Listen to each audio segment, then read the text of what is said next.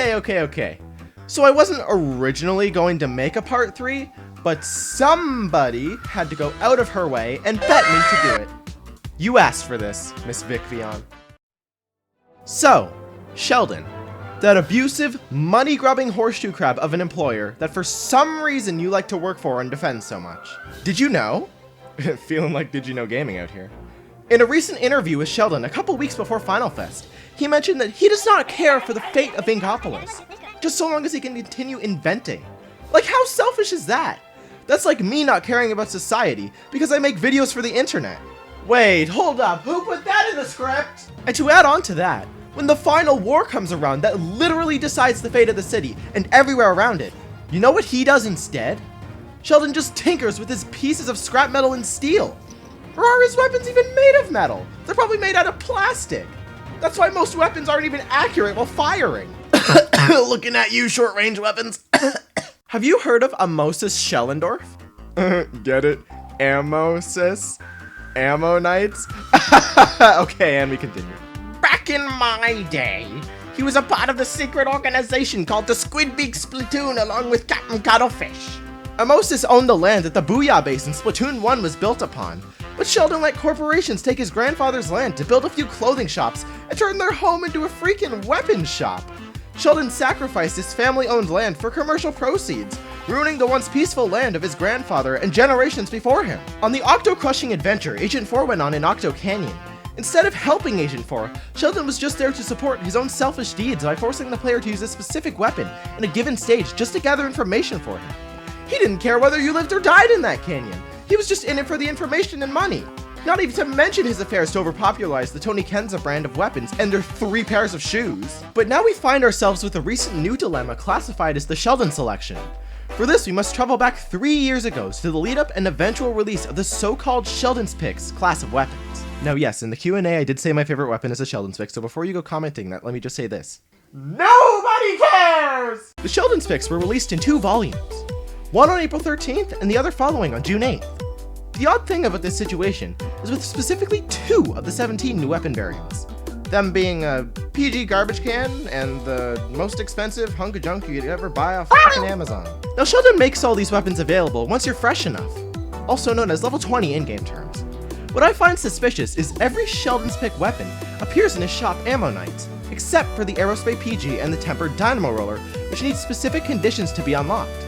How could he? My favorite weapon, the Aerospray PG! In Octo Valley, after collecting the 3rd boss sunken scroll from the stage, the Rampaging Octo Whirl, and the 5th sunken scroll from the stage, Enter the Octobot King of the original Zapfish kidnapping quest by DJ Octavio, the other 2 weapons will appear in his shop.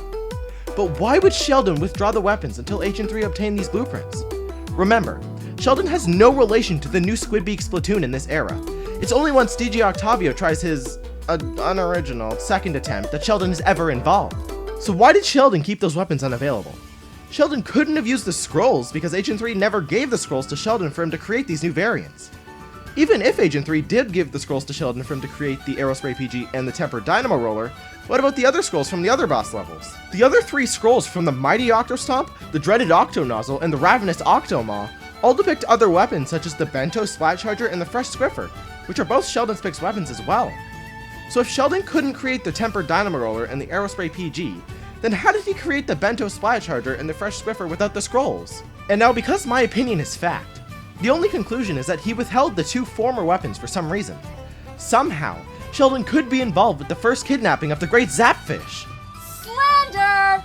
Oh, it ain't slander. If he already knew about the scrolls with the weapon blueprints hiding in Octo Valley, he could have had a relation with the Octarians. In the adventure through Octo Valley 2.0, Agent 4 comes across a scroll that explains how the boss Octostomp was created. Assuming you don't know because you're that dense, Octostomp was the first boss of Agent 3's adventure in Octo Valley. That means that this technology existed back 3 years ago. And that's when Sheldon first released the Sheldon's Picks with the withdrawn Tempered Dynamo Roller and the Aerospray PG. Doesn't it seem sudden that the Octarians suddenly managed to capture the Great Zap Crap and create these not-so-terrifying monstrosities? I'm implying that Sheldon made a deal with the Octarians to improve their technological capabilities for money. Sheldon did say that he doesn't care for the fate of Inkopolis and only wants to invent his creations, which oddly fits exactly with this scenario. I just don't understand how you all can defend this man who is clearly behind not one, but two of the biggest crises in Ankopolis history.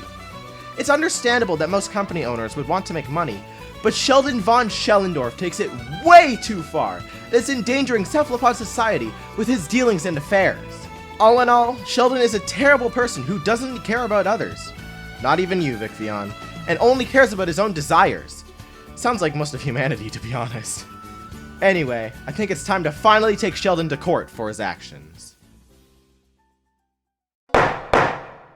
Court is now in session. The accused is charged with endangering our very way of life. The reason? It's quite obvious. Behold this sketch of the perpetrator based on eyewitness descriptions.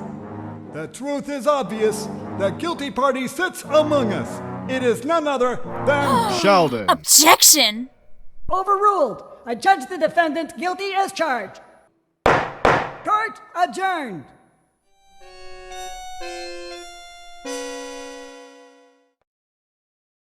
Finally, he's gone and now I can relax and never talk about him again.